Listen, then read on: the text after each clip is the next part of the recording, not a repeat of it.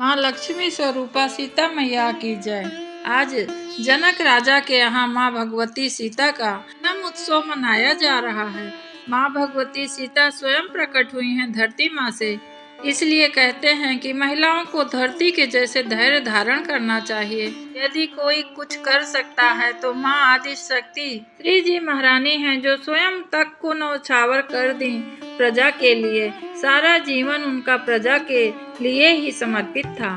आइए आज सीता नवमी के दिन मैं आपको सीता महारानी की कथा बतला रही हूँ। क्या सच में माँ सीता जनक की पुत्री थी या वो रावण और मंदोदरी से उत्पन्न हुई है? कथा तभी समझ में आती है जब लास्ट तक हम सुने, तो आप वीडियो को लास्ट तक अवश्य देखिए। जनक जी महाराज के राज्य में बड़ा सूखा पड़ा था। अकाल से सब लोग परेशान होकर किसान खेत में कोई बीज नहीं उगा पा रहे थे और सब तरफ हाहाकार मचा था। इससे जनक जी ने बहुत परेशान होकर बहुत विद्वान पंडितों को बुलाकर निवेदन करते हुए कहते हैं, जनक राज जी कहते हैं कि हे ब्राह्मण देवता, किस कारण से मेरे राज्य में अकाल पड़ा है? मेरी सारी प्रजा दुखी हो रही है, भूखों मर रही है, और किस उपाय से यह ठीक होगा? मैं सब कुछ करने के लिए तैयार हूँ। मेरी प्रजा किस प्रकार से सुखी हो जाएगी? राजा जनक की इस बात को सुनकर सब ब्राह्मण देवता कहते हैं, एक सोने का हल बनवाइए और उसे धरती पर चलाइए। इससे आपके राज्य में वर्षा अवश्य होगी और सारे प्रजा आपकी सुखी हो जाएगी। इस बात को सुनकर राजा जनक जी एक सोने का हल बनवाया और धरती में जाकर हल चलाया। तब माता सीता महारानी वहीं पर उन्हें मिली और उनकी अलौकिक छवि देखकर जनक राज ने उन्हें गोद में उठा लिया और वो अपने राजमहल में उन्हें ले आए और अपनी पुत्री के रूप में स्वीकार करके माता भगवती को राजा जनक भी कृतार्थ हो गए, क्योंकि जिनके घर में स्वयं शक्ति स्वरूपा लक्ष्मी जी विराजमान हो, उनके घर में किस चीज की कमी होगी। भय प्रगट कुमारी भूमि बिदारी, जनहितकारी भयहारी, अतुलित छवि भारी, मुनि मनहारी, जनक दुलारी सुकुमारी, सुंदरी सिंहासन तेहि पर आसन, कोटि हुतासन युतिकारी, तीर छात्र विराजे, सखी संग ब्राजे, निज निज कारज करे धारी, सुर सिद्ध सुजाना है निशाना, सुर सिद्ध सुजाना है निशाना, चढ़े विमाना समुदायी, बरसहि बहुकुला,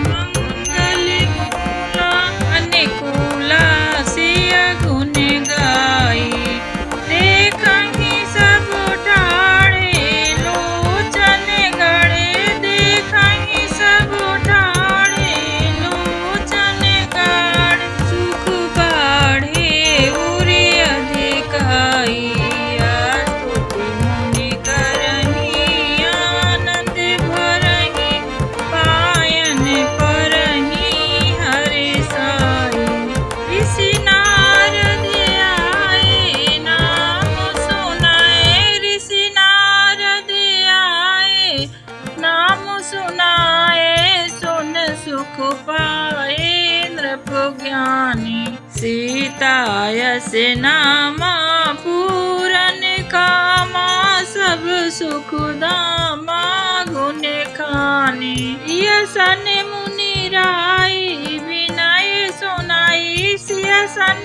मुन राई विनय सुनाई, सतय सुहाई मृदुबानी, लालन तन लीजे चरित सुखी जय, यह सुख दीजे न पुरानी, सुनि मुनि वर बाने सिया मुस्काने, सुनि मुनि वर बाने सिया मुस्काने, लीला सुखदाई। सोवत जनु जागी रोवन लागी, नभ बड़े भागी उरलाई। दंपति अनुराग्यो प्रेम सुपाग्यो, यह सुख लायहु मन लाई। स्तुति सिया गिरी प्रेम लतेरी, वरन सुचेरी सिर नाई। स्तुति सिया गिरी प्रेम लतेरी, वरन सुचेरी सिर नाई। निज इच्छा मख भूमि ते प्रगट भई सियाए, चरित किए पावन परम वरधन मोद निकाय। सियावर रामचंद्र जू की जय, जनकपुर जनक लली जू की जय। आइए अब माता सीता की मैं यह कथा आपको बतला रही हूँ, जो लोक कथा है, आपका दिल जीत लेगी, धन के भंडार भर देगी आपके घर में। यह कहानी माता सीता रोज कहती थी और श्री राम जी इसे रोज सुना करते थे।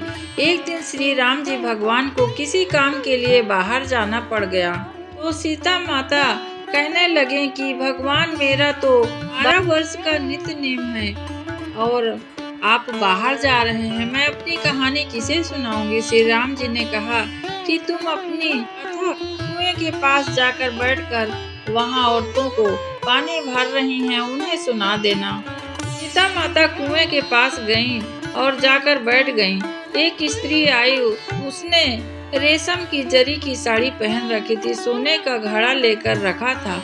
सीता माता उसे देखकर कहती हैं कि बहन, मेरी 12 वर्ष का एक नियम है, सो रोज मैं कथा सुनाती हूँ मेरे प्रभु को, परंतु आज वो नहीं है, क्या तुम मेरी कथा सुनोगी? वह कहती है कि मैं तुम्हारा नित्य नेम सुनूंगी तो मुझे घर जाने में बड़ी देर हो जाएगी, मेरी सास मुझसे लड़ पड़ेगी। कहानी नहीं सुनी और वो चली गई। उसकी रेशम की जरी साड़ी फट गई और सोने का घड़ा मिट्टी में वापस बदल गया। कथा नहीं सुनी थी, जिसके कारण यह सब हुआ। बहू की बात सुनकर अगले दिन वही साड़ी पहनकर घड़ा लेकर सास कुएं में पानी लेने आई। तब सीता मैया फिर कहती हैं कि मेरी कथा सुन लो। सास बोली, एक बार छोड़ बेटा, मैं तो कई बार सुनना चाहती हूँ तेरी कथा, सुना। माता सीता कथा कहने लगी। राम आए लक्ष्मण आए, देश के पुजारी आए, नित्य नेम का नेम लाए, आओ राम बैठो राम, कपी रसोई जियो राम, माखन मिश्री खाओ राम, दूध बतासा पियो राम, सूत के पलना झूलो राम, साल दुसाला ओढ़ो राम। जब बोलूं जब राम ही राम, राम समारे सबके काम, खाली घर भंडार भरेंगे, सबके बेड़ा पार करेंगे। श्री राम जय जय राम, श्री राम जय जय राम। जब सीता महारानी इस कथा को उस बूढ़ी को सुनाई तो बुढ़िया सास बोली कि बहन, कहानी तो बहुत अच्छी लगी। कहानी सुनकर सास घर चली गई और उसकी साड़ी फिर से रेशम जरी की बन गई, मिट्टी का घड़ा फिर सोने का हो गया। श्रद्धा काम करती है। चाहे कोई कथा हम कितना भी सुन ले, श्रद्धा पूर्वक नहीं सुनते हैं जब तक हमारा कोई काम नहीं बनता है। बहू कहने लगी कि सासू माँ, आपने ये सब कैसे किया? सास ने सब बताया। बहू श्रद्धा सहित पूछती है कि हे सासू माँ, वो स्त्री कौन है? सास बोली, वे सीता माता थी, वे पुराने से नया कर देती हैं, खाली घर को भंडार भर देती हैं। वह लक्ष्मी जी हैं और उनका वास घर में रहता है तो दरिद्रता कभी नहीं आती। जिस पर बहू कहती है कि ये कहानी सासू माँ मुझे भी सुना दो। तब सास ने कथा बहू को भी सुनाई। आए राम आए लक्ष्मण, देश के पुजारी आए, नित्य नेम का नेम लाए, आओ राम बैठो राम, तभी रसोई जेहो राम, माखन मिश्री खाओ राम, दूध बतासा पियो राम, राम दूत पलना में मोटो राम, साल दुसाला ओढ़ो राम। जब बोलूं जब रामय राम, राम संवारे सबके काम, खाली घर भंडार भरेंगे, सबका बेड़ा पार करेंगे। जय राम जय श्री राम जय श्री राम। यह कहानी सुनकर बहू बड़ी खुश हुई और प्रतिदिन वो नहाती धोती और पूजा करने के बाद नित्य नेम सीता जी की कहानी कहती। एक दिन वहाँ एक पड़ोसन औरत उसके पास आई और आग मांगी। तब वह कही, अभी तो आग जलाई ही नहीं हूँ, मैं सीता माता का नित्य नेम कर रही हूँ। कहती है पड़ोसन कि तुम इतने दिन से सीता माता का नित्य नेम कर रही हो, क्या मिला तुम्हें? क्या तुम्हारे सारे काम सिद्ध हो गए हैं? तब बहू कहने लगी कि इनकी कृपा से ही तो हमारे घर में अन्न धन भंडार भरे हैं, सारे काम हमारे सिद्ध होते हैं, मन की इच्छा पूरी होती है। तब बड़ी इच्छा और श्रद्धा के साथ पड़ोसन कहती है कि हे बहन, यदि तुम्हारे सारे कार्य सिद्ध होते हैं तो मुझे भी ये कथा बतलाओ, मैं भी सुनूंगी। मेरे घर में भी बहुत तरीके से कष्ट मैं सह रही हूँ। इस प्रकार पड़ोसन को भी उसने कथा सुनाई। बहू की कथा पड़ोसन सुनकर अपने घर में आई और धीरे धीरे उसके घर में भी भंडार भर गया और खुशहाली आ गई। राम जी की नित्यनेम की कथा जो भी सुनता है, कहता है और दूसरों को सुनाता है, भगवान श्री राम माँ जानकी हमेशा उनके घर अन्न धन की कमी नहीं रहने देते हैं। जिसके घर सीता राम स्वयं आशीर्वाद देते हैं, उसके घर में बताइए भला किस चीज की कमी हो सकती है। रिद्धि सिद्धि लेकर स्वयं गणेश और लक्ष्मी वहाँ विराजमान होते हैं। हे सीता माता, जैसे आपने उनके भंडार भरे, वैसे ही हमारे सबके भंडार भरना। कहानी कहने सुनने वाले के सबको माता हर प्रकार से खुशी रखना। भगवान श्री राम की अर्धांगिनी सीता माँ संपूर्ण जगत की जननी है, किंतु उनका जन्म मंदोदरी और रावण के यहाँ हुआ है। आइए, ये कथा बहुत कम लोग जानते होंगे, जरूर जानना चाहिए। पौराणिक कथा के अनुसार रावण और मंदोदरी की पुत्री सीता थी। यह एक प्रचलित कथा है, लेकिन रामायण और अन्य पुराणों में माता सीता का जन्म धरती से ही बताया गया है। आइए, कुछ रोचक तत्व मैं आपको बतलाती हूँ। एक बार रावण ने अप्सरा, बताया जाता है पुराणों में कि सीता के जन्म के पहले मंदोदरी ने एक विष को गलती से पी गई थी, जिसके कारण वह गर्भवती हो गई। उन्होंने लोकलाज के मारे अपने बच्चे का कलश में रखकर समुद्र में फेंक दिया था कि ये कोई सहले पदार्थ से मेरे बच्चे का हानि ना हो, इसलिए वो शर्म और चिंता के मारे समुद्र में फेंक दिए थे। और एक ये भी उन्हें डर सता रहा था कि रावण एक बार अप्सरा रंभा के साथ दुर्व्यवहार किया था। उसने श्राप दिया था कि ये रावण, आज तुमने मुझे बहुत सताया, परंतु मैं तुम्हें श्राप देती हूँ, अगर कोई स्त्री को बिना उसके अनुमति के तुम छुओ भी तो तुम्हारे सिर कट जाएंगे।